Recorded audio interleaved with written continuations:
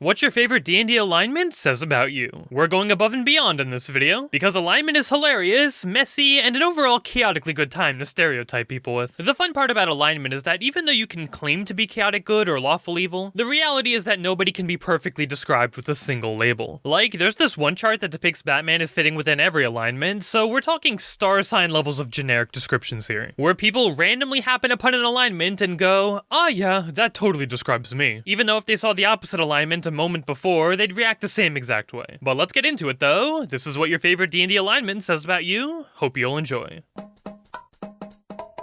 Chaotic Evil. If you got into the D&D community with just the player's handbook and a dream, your first OC was probably Chaotic Evil. I don't know what it is with young, inexperienced players just craving to play as this alignment. It must also have something to do with the newbies always trying to make half angel, half devil characters, so maybe edginess is to blame. But I guess they gotta get their fill before the next 80 campaigns they join restrict characters to playing various forms of good alignments. You're constantly thinking about PvPing other characters, stealing things you want the moment you see them, and killing everything that has a health bar. You try to be the center of attention and rarely think plans completely through. If you've been playing D&D for years now, some of the most memorable moments from your Chaotic Evil days were from campaigns designed around the entire party being the villains for once. In terms of classes, your favorite is either Rogue or Warlock just because of stereotypes. If we're talking about the majority of Chaotic Evil enjoyers though, then it would be the Dungeon Masters who like making unapologetically monstrous antagonists in their campaigns. Neutral Evil. You've been playing D&D for a while, have gone through a bunch of characters that were a bunch of different alignments, but ultimately settled on your favorite being Neutral Evil. You're a big nerdy nerd that can't stay quiet while people mess up what the true definitions of different alignments are. You follow whatever paths have the least resistance and regularly hatch contingency plans in case things no longer work out. Learning what makes people tick and how to best take advantage of them is a regular pastime for you. If people don't explain every step of an assignment, you'll always find ways to abuse their poor wording to cut corners. You're big into politics, voting for whoever promises the best solutions to your situation, not necessarily the majorities, and cut ties with most of your acquaintances the second they've exhausted their usefulness. Also, during the early stages of the pandemic, you were one of the first people at the stores clearing out shelves worth of medical supplies and toilet paper.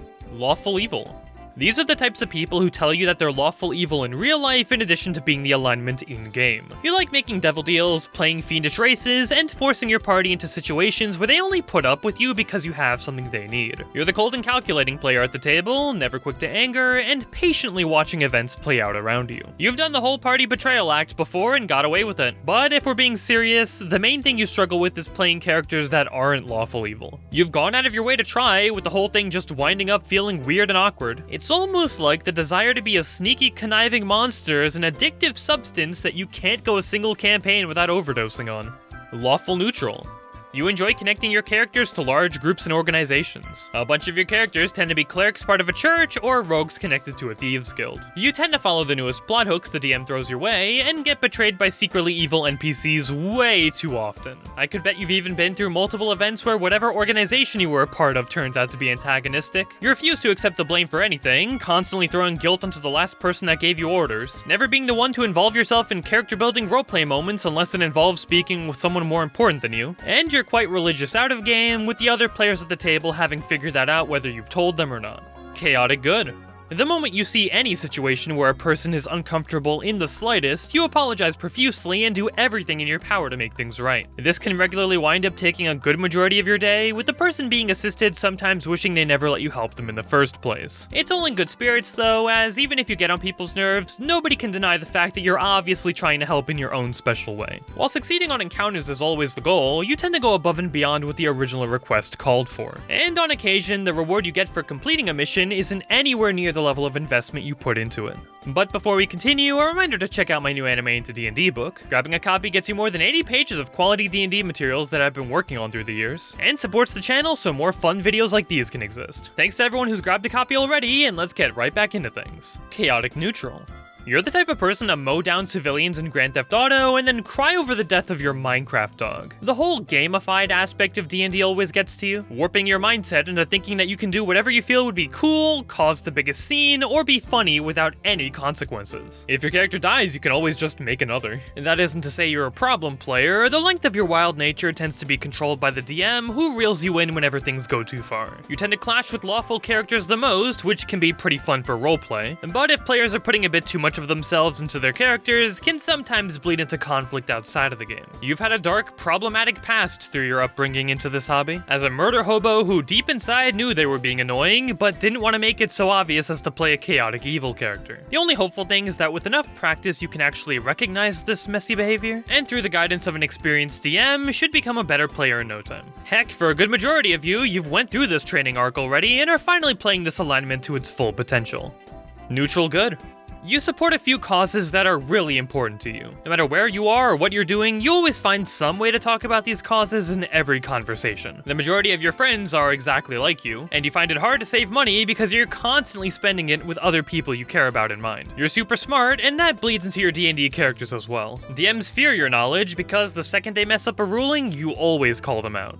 Lawful good. You believe that every action you take and thought that pops into your head is objectively correct, and are the type of person to write essay-length comments on YouTube videos. Both you and your characters believe that the laws of your favorite country should be the laws in every country, and in-game, considering most campaigns take place in the evil-infested portions of the Sword's Coast, make it a goal to serve this regional form of justice with your own two hands. This often drags you into scraps that, ironically enough, get people wondering if you're actually the wrongdoer in these situations. Selfish people get on your nerves, especially when you notice how certain people are being blatantly taken advantage of. In general though, you've just picked up the best traits of the people around you, and are trying your best to just be a normal, good human being. Finally, you have a stalwart mindset, makes it easy for people to avoid angering you if they know you well enough, and how you act in certain situations.